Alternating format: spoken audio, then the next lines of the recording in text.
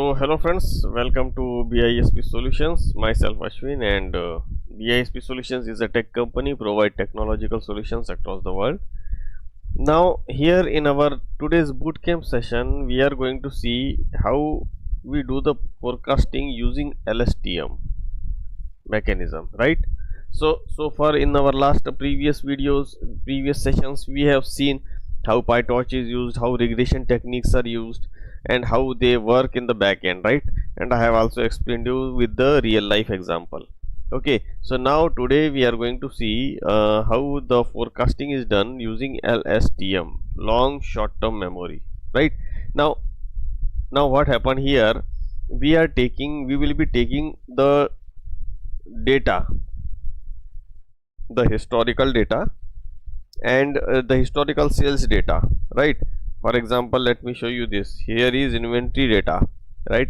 This is the historical sales data. Let me show you, open this and show you. Just a second.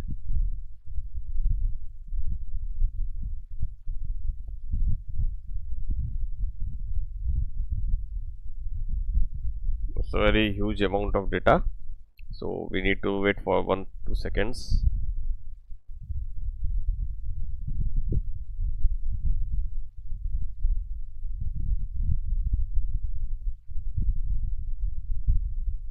Look at this, store item and the sales, nothing else. There is nothing else, stores item and sales, right? And now what we are going to do here, we will just take the data and then we will apply how forecasting is done, right? So with the help of LSTM, long short term memory layer, right? Now this is the scenario. Now we can use this scenario anywhere, wherever we want to do the forecast using LSTM layer, right? It is a type of recurrent neural network, right?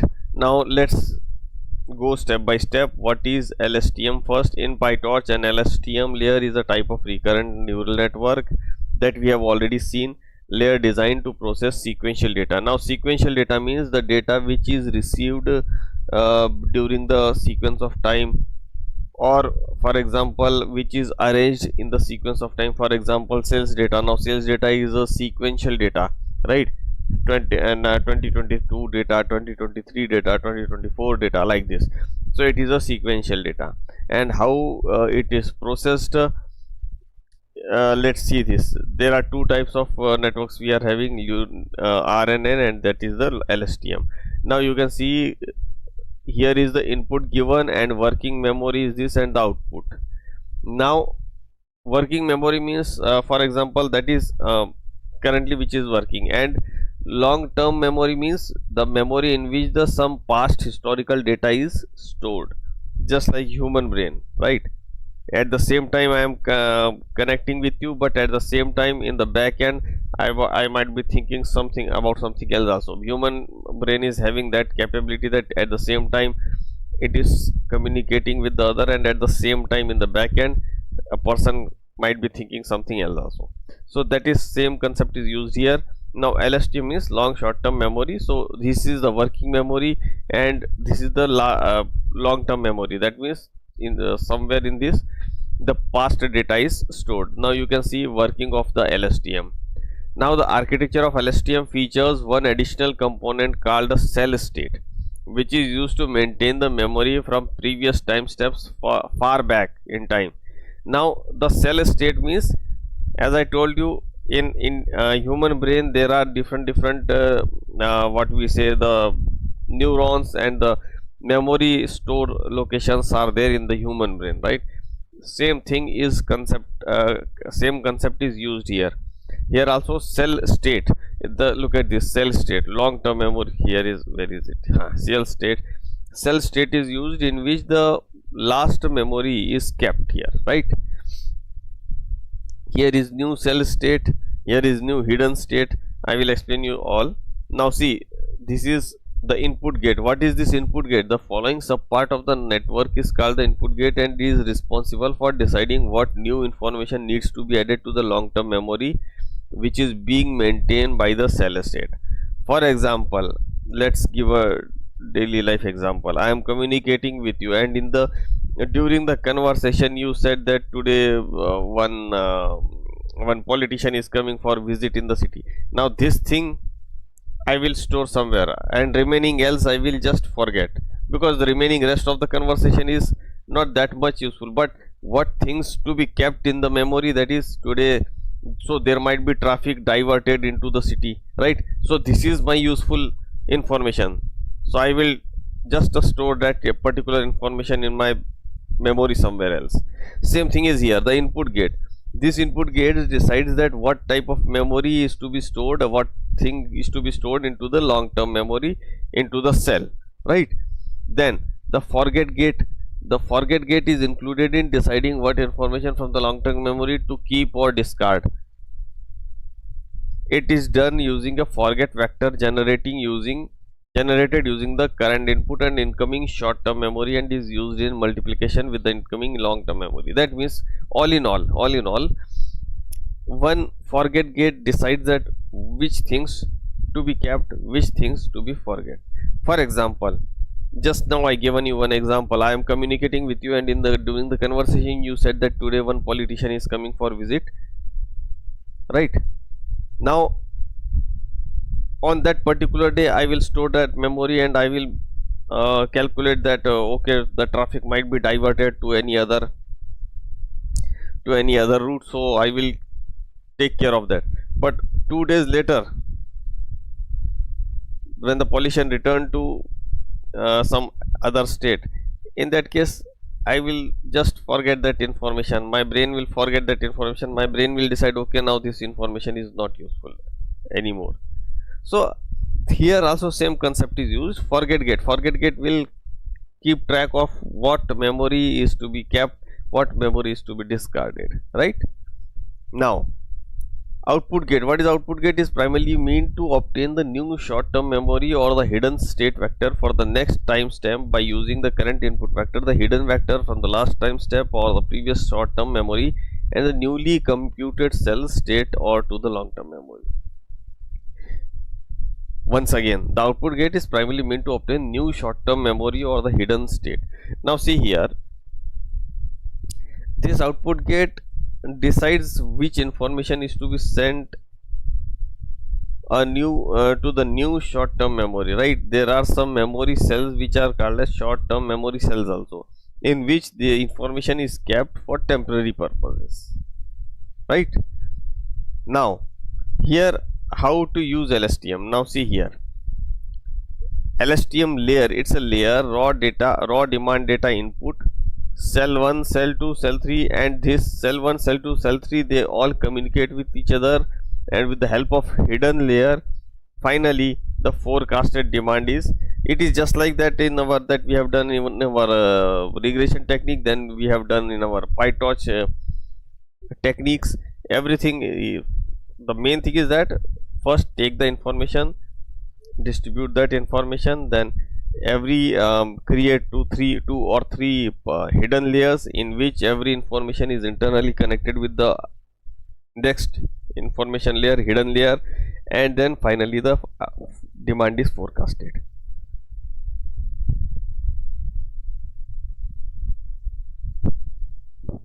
Okay, so this was all about the LSTM, long short term memory layer, right? Now for this purpose, how to use this, how to do this in our real life. So for this, what we have done here,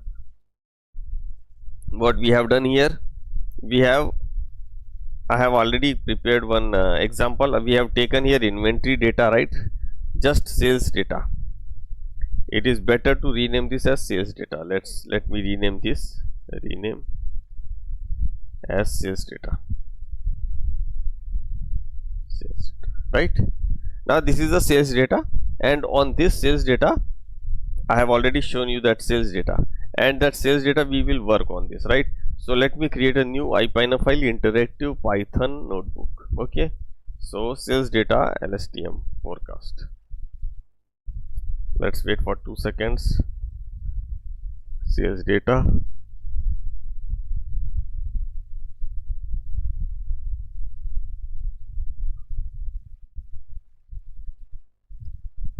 that's it. Now first of all, let's come here. First of all, what we need to do is we need to import the necessary libraries. The very first task is when we will work on any Python project, and when we will work on project something like these lines are to be kept on the top of the project. As soon as the project initiates, all the important libraries will be pulled here, right? So pandas, a very well known library, that is pandas pd, spd, numpy, as np, torch, then neural network, then optimization, plotting, min max scalar, and min square error. These are two different. I will explain you how it works. Now let's wait for 3-4 seconds.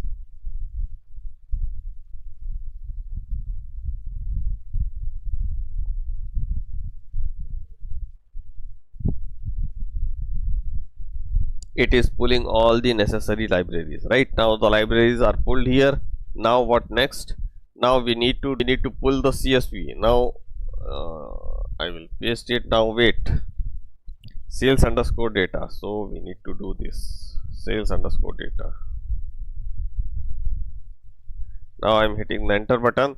Now this sales underscore data, it is read. Now in the format of it is in the format of data frame, right? So if I keep this data head means top 5 information, right? Data tail means the last 5 information from the end.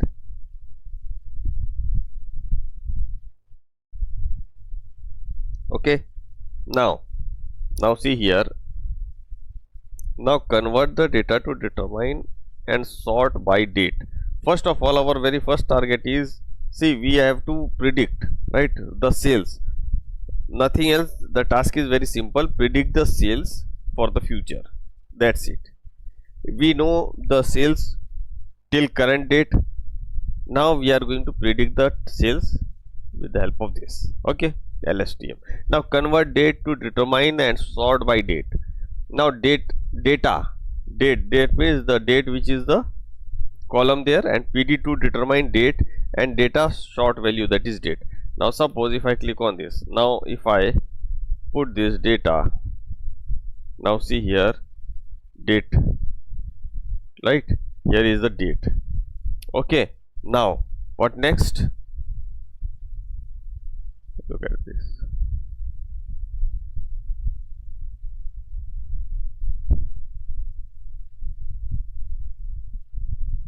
Now look at this. First of all, aggregate sales if needed, that is example some sales per day, right? We need to group by the date, aggregate whatever the sales are done. So first of all we need to group by date and sum it. For example, on 1st of January to, in the 1st of January we are having 5 sales, so we have to just group by date and just add whatever the sales done on that particular date, right?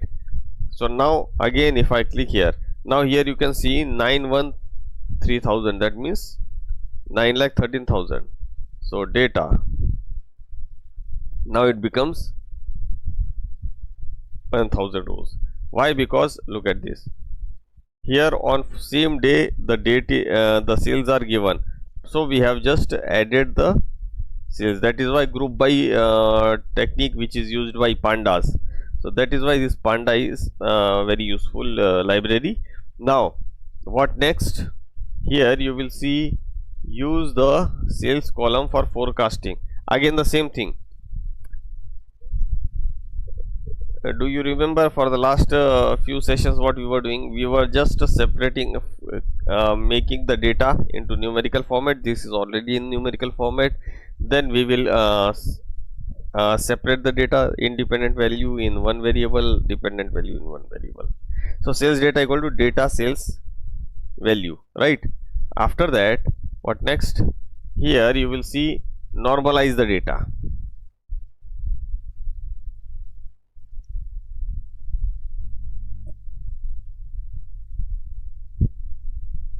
Now you can see here normalize the sales data means scalar equal to minimax scalar feature range minus 1 to 1. So min-max scalar, what it does, it converts all the data into the minus 1 to 1 range, right?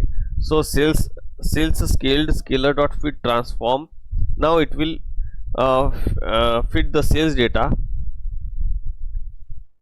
and reshape it, right? After that, suppose if I change it, okay, if I make it enter, and then now prepare data for LSTM. Now we have to prepare the data for LSTM. See, data we are having, but we have to prepare it for LSTM layer. So how it is done? See here, prepare data equal to data sequence length 20 x and y. These are again dependent variables and independent variables. For I in range, length of data minus sequence data length, okay, x append data I, that means first data, and y append data I, first data plus sequence length, right? So in this way, what they have done, numerical return NP array.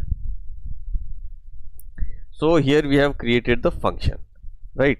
After that, you will see here the sequence. Now here we are sending the data. We will be sending the data here. Look at this. Sequence length is 20 sequence length, right? And then what we will do, we have decided that sequence length is 20. Now x y equal to, you will see prepare data sales scaled and sequence length. Now from here we are sending the data. Here we are sending the data, and then it will return the data like this. Torch tensor data, data type torch, and float 32. Now we will receive the data from this particular function. We have not given at this point of time. When we were at this point, at this stage, we have not given any data. It was just a function that we need to for this purpose. Then after that, in our next part, look at this, sequence length equal to 20 and x y, these are the variables, and prepare data. Prepare data is this, prepare data and sales are scaled and sequence length 20, right? So in this way we provide the data. After that, you will see LSTM.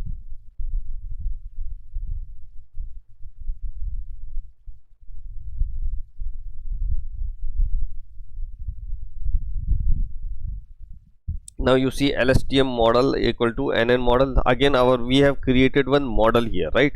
Now we have created one model here, in which we will see the input size, right? LSTM model. This is a by a fixed format that we need to write it as it is. Okay, so I am just going to hit the enter button. Now what next I will be going to do here, initial model, initialize the model. Let me show you this. Look at this, initialize the model, loss function and optimizer, model equal to LSTM model, input size is this, criteria is nn dot MSE loss, mean square error loss, and optimizer equal to optim dot adam, and then model dot parameters, right? So this is what we need this here, right?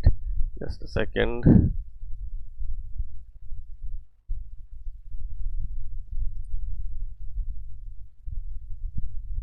Now our next step is to train the loop, train the model, sorry, not loop, train the model. So for this purpose, we have decided that 60 repetitions will be executed.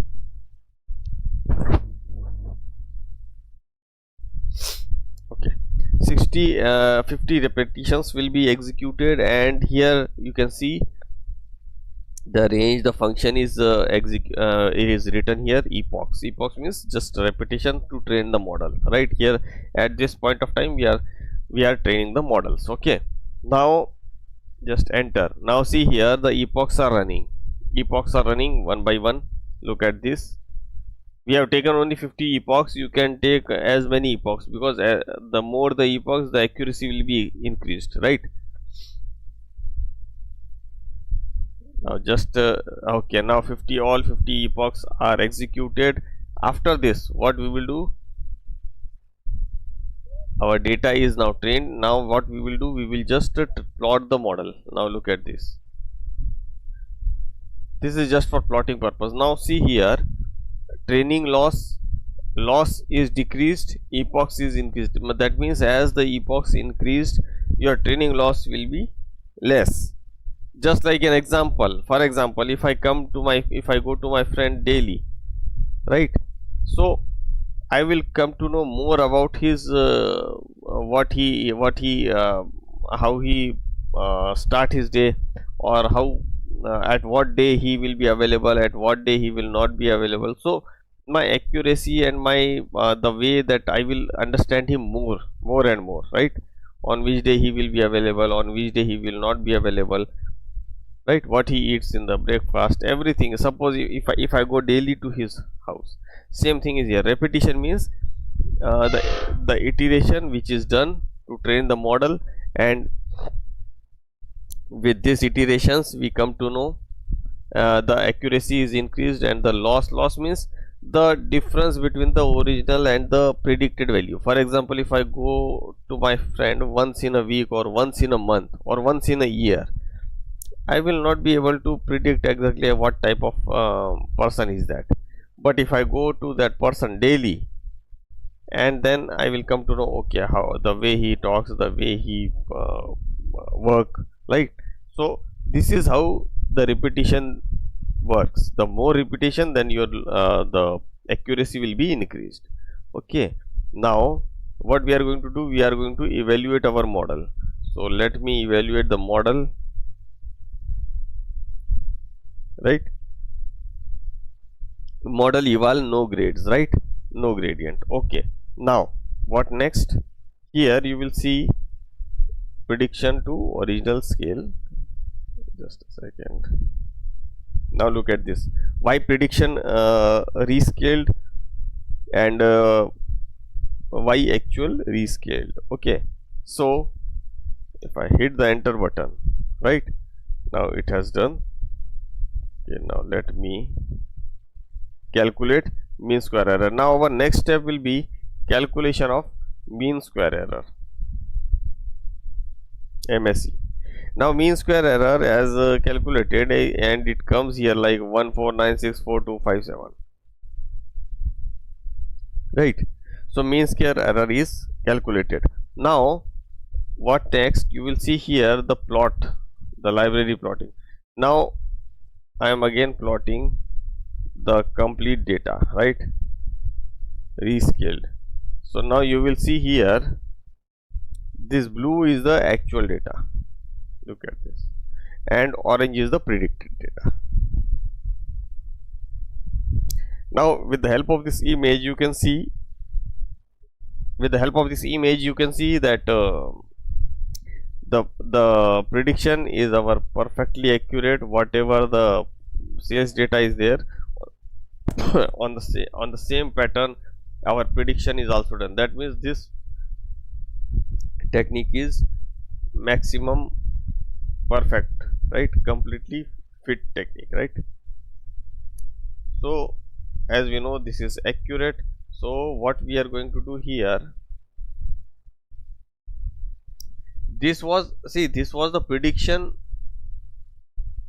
based on the historical till current day date, right? Historical date till yesterday, this was done. But what if we want to calculate for future? In that case, what we need to do? So you will see here future prediction. Now here you will see, here you have given torch.tensor and the no grade, torch.no grade, right? So here we have created the function right now. After that, look at this, use the last sequence length value to the training set for the future prediction. Now last sequence equal to sales scaled sequence length, and future prediction, predict future. Look at this is the function, predict future and model, then the last sequence, then the future step.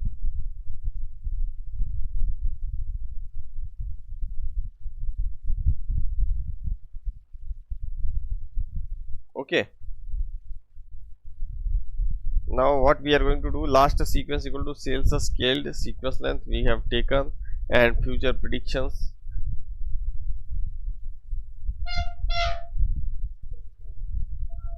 and the future predictions that we need to extract.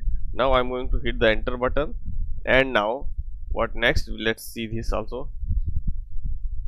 Rescale future prediction. Now rescaling the future prediction, how it is done, you will see here. Future prediction rescale scalar dot inverse transform NP array future prediction reshape -1 to 1. So reshaping, we are reshaping now. This is the completely technical part, so we don't need to go more depth in it, because it is the fixed process. We need to understand exactly what is the process, how we do it. Okay, now reshaping is done, right? After that, plot this value also. Now plot this value for the future. Now we are predicting for the future. Okay, so how it will be done, let me show you that. Now look at this. Okay, now look at this. This is blue color is the actual sales and future prediction. Now if you see this, a small line is here, right? Now this small line indicates the future, because right now here the blue color is over. That means the sale was done till at this point only, and from here for the future prediction, the machine has predicted the future, right? So this is how it works. Okay, then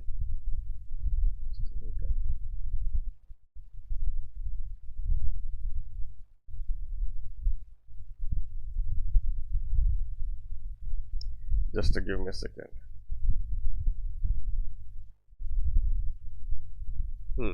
Okay, now what happens here, we have taken the data. Let's take a quick recap first, then only we will be able to understand clearly.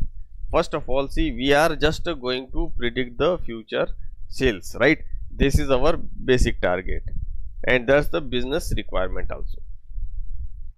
We are having the historical data till yesterday date, that is fine, but how to use it for the future prediction, and nobody will go through the long size CSV file. Okay, so what we do, first of all, we import all the libraries, necessary important libraries, because these are the important. So now after that you will see here loading the data set. Now load the data set means whatever the data is there, that we need to load it. After that, display the first row. Okay, that is fine. And convert date. Now we need to convert the date first, then we will sort by, right, values. After that we will add all the sum, right, sum of the sales. That means it becomes a very less lengthy table, that is only 1826 rows. Now use only the sales column for forecasting. So for the sales column, there is one sales column also, so we used to forecast that. So we have taken sales data in that particular column,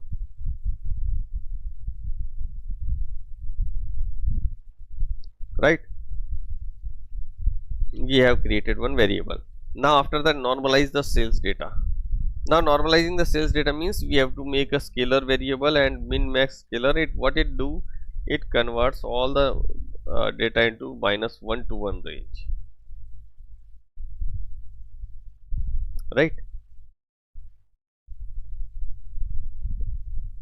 So this normalize the sales data means converting the data into min max scalar, and then you can see here sales scaled. After that, we prepare a function in which prepare the data. See, whenever our data is, we are having the data, we have to prepare the data to put into the machine, right, or the function. It's not like just taking the data and put it into the machine, or we can say the software, right? After that, you see here sequence length is 20, and then we provide this complete data into this particular prepare data function. Okay, after that, LSTM model definition. So LSTM model data definition, that means almost all the models are almost the same, only a slight difference is there, right?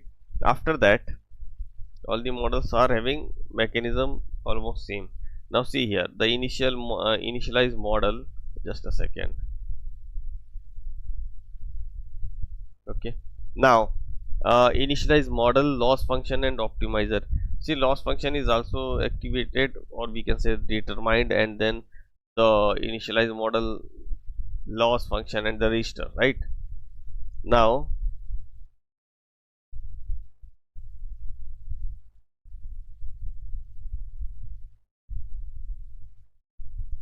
you will see initializing the model. After this initializing the model, you will see training the loop. Now our best part comes here, that is training the loop. Once the function is created, then we need to train the loop, right?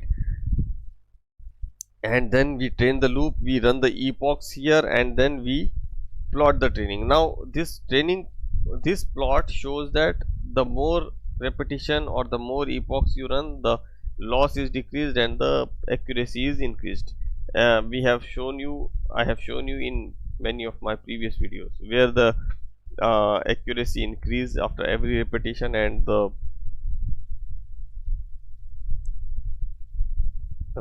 loss is decreased after every repetition. Now evaluate the model. We create a eval function, right, in which the data is feeded.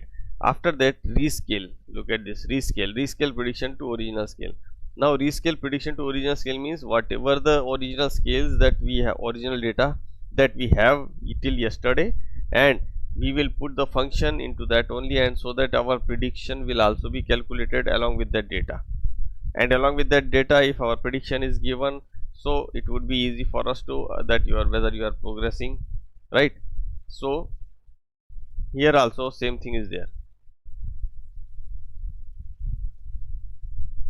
Rescaling, right? After this, calculate mean square error. Mean square error is also calculated, and after that, here you will see mean square error is determined here like this.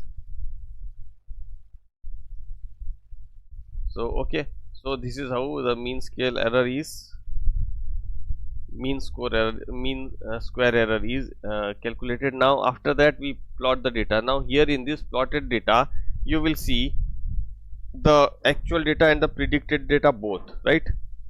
And it is almost in the middle, that means accuracy is perfect. After that, we again predict future. So future function is created, the predict future function is created. Inside this, we pass the data that we have, and then we see how it is plotted, right? So it is plotted like this small line, that means again it is going to increase the sales, right? So in this way, LSTM is used to forecast the data, right? So we have done here a quick recap here, and I suggest you to watch this video thrice, so you will have a better understanding. The complete game is here only, right? Just a second.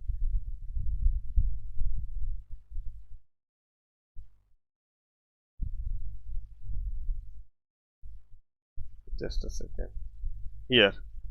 Okay. So the complete game is here only. Just taking the data, cleaning the data. Then we